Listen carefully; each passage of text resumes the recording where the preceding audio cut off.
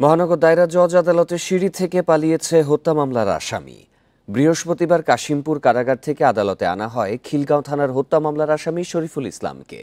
আদালত সূত্র জানায়, খিলগাঁও থানার হত্যা মামলায় সাক্ষ্যের দিন ধার্য থাকায় তাকে তৃতীয় অতিরিক্ত মহানগর দায়রা জজ আদালতে আনা হয়েছিল।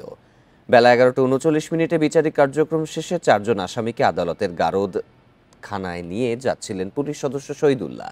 এ সময় আচমকা দৌড়ে পালিয়ে যান শরীফুল। তার খোঁজে পুলিশের তৎপরতা চলছে।